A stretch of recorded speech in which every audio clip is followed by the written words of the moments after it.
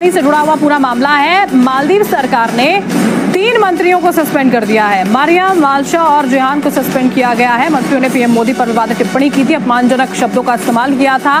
तो post viral हुआ और उसके बाद उस पोस्ट को डिलीट जरूर कर दिया जाता, लेकिन उसके बाद किस तरह से सियासी जंग वहां पर छिड़ी हुई थी। अब 3 मंत्रियों को सस्पेंड किया गया है। ये बड़ी खबर हम आपको बता रहे हैं। तो बड़ी शॉकिंग खबर है कि एक मुल्क कैसे अपने मिनिस्टर्स को जो है वो सस्पेंड कर सकता है। और पहली बात तो यह है कि डेरोगेटरी रिमार्क्स देने ही नहीं चाहिए। अपमानजनक बयान का मुद्दा उठाया है। मुइज़्ज़ू सरकार के समक्ष ये मुद्दा उठाया है।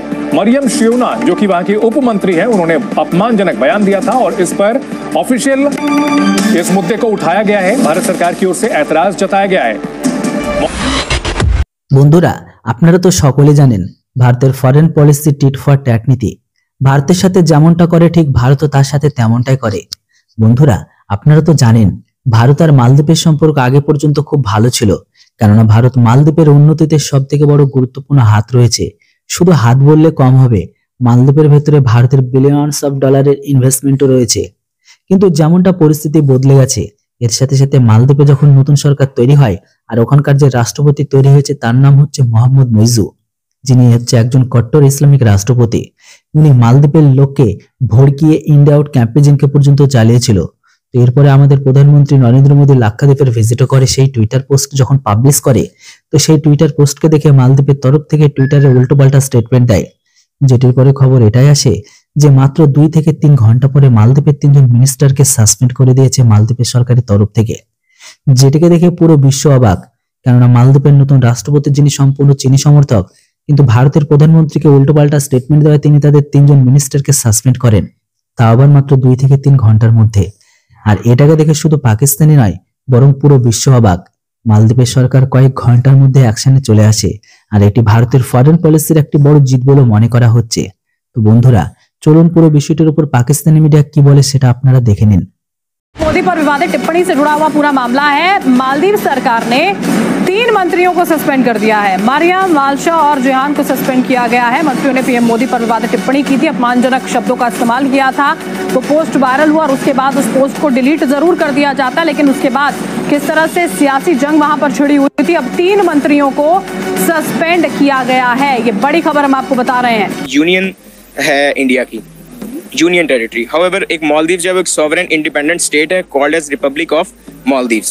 तो ये दोनों के अंदर जो एक कंपैरिजन है ना, वो इस लिहाज से आप करें कि चलें स्पेसिफिकली टूरिज्म के लिहाज से, क्योंकि इंडिया की अगर मैं बात करूं तो इंडिया के पास टूरिज्म में देने के लिए बहुत कुछ है।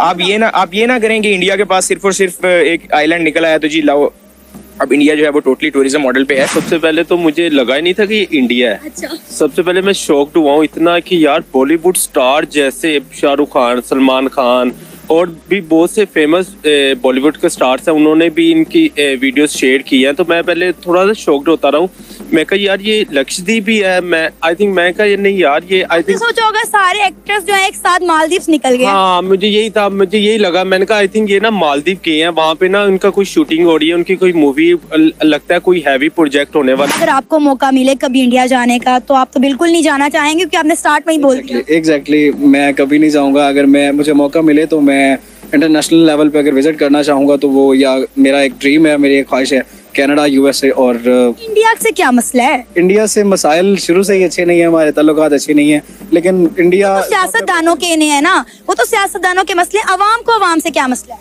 अवाम को अवाम से ये मसला है कि वो लोग मेहमान नवाज नहीं है। उसने कह दिया ये आपको। अगर मैं एक टूरिस्ट हूँ और मैं अगर जाता हूँ ना, मैं अगर चूज करता हूँ इन दोनों के बीच में, तो मेरे ख्याल में मैं इंडिया को चूज करूंगा। उसकी वजह यह है कि मैं अगर वहां पे जा रहा हूँ, लेट्स सपोज 2 वीक्स या 3 वीक्स की हॉलीडे एंजॉय करना है, तो खाली ये नहीं है कि मैंने बीचेस पे घूम के आ जाना है। मैं उसके अलावा और भी हेरिटेज एक्सप्लोर कर सकता हूँ। I can go towards north of India. आप देखिए वहाँ पे कितने कल्चर्स हैं।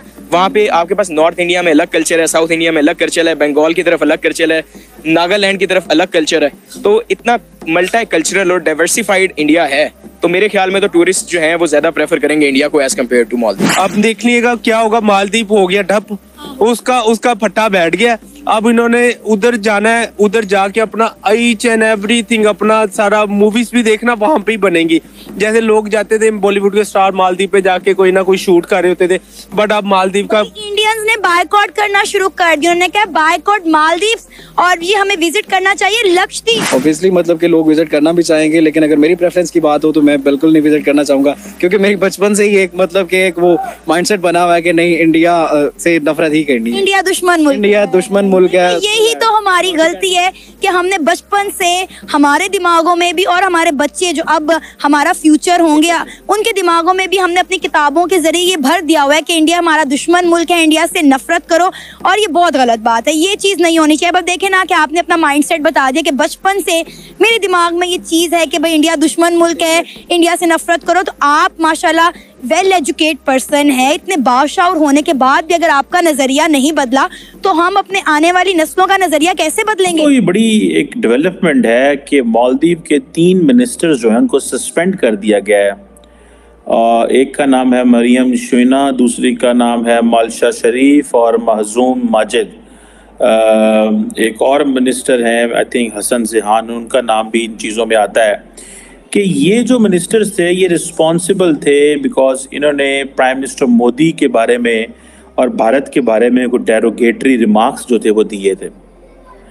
और इस पे पहले तो जो मालदीव की गवर्नमेंट थी उन्होंने अपने आप को इससे डिस्टेंस पे रख लिया। उन्होंने कहा जी हमारा इससे कोई ताल्लुक नहीं है, और मालदीव की गवर्नमेंट ने इसके ऊपर क्लैरिफिकेशन जारी की थी और ये कहा था कि जो प्राइम मिनिस्टर मोदी के बारे में जो रिमार्क्स हैं ये इसका हुकूमत से कोई ताल्लुक नहीं है। सुनने में ये आया कि मालदीव गवर्नमेंट जो है उसको तकरीबन एक बड़ी तादाद में जो टूरिस्ट हैं वो इंडिया से जाते हैं, और कहा जाता है कि सबसे बड़ी तादाद में टूरिस्ट इंडिया में जाते हैं रशिया और चाइना के अलावा। और कहा गया है कि हाईएस्ट नंबर विजिटर्स जो हैं वो जो दिसंबर 2023 का एक डाटा है उसके मुताबिक आप ये समझ लें कि तकरीबन अगर मैं कह सकूं तो 18 लाख के करीब टूरिस्ट वहाँ गए हैं, और उसमें देखिए ये बड़ा डाटा है, ठीक है। और तकरीबन जिसे कह लें कि आप 2 लाख से ज़्यादा जो टूरिस्ट थे वो इंडिया से थे। So it's a big number in that sense, जो कि मेरे पास एक छोटे से स्टैटिस्टिक्स हैं। तकरीबन रशिया के भी 2 लाख के करीब ही हैं, चाइना के 2.25 लाख के करीब जो टूरिस्ट हैं वहाँ पे गए हैं। So it's a big number in terms of Maldives, जो इसकी डेस्टिनेशन जो समझी जाती है। बाकी मुल्कों से भी टूरिस्ट जाते हैं, लेकिन यूके से भी कम जाते हैं, जर्मनी में भी कम जाते हैं। इंडिया को क्योंकि बहुत करीब पड़ता है मालदीव्स और अच्छी टूरिस्ट स्पॉट्स हैं, तो वहाँ पे इंडियंस बहुत ज़्यादा जाते हैं और बड़ा गए हैं। अब ये जो एक कंट्रोवर्सी जनरेट हुई बेसिकली, अब आप इमेजिन कर लें कि नरेंद्र मोदी का या भारत का कितना ज़्यादा असर रसूख है।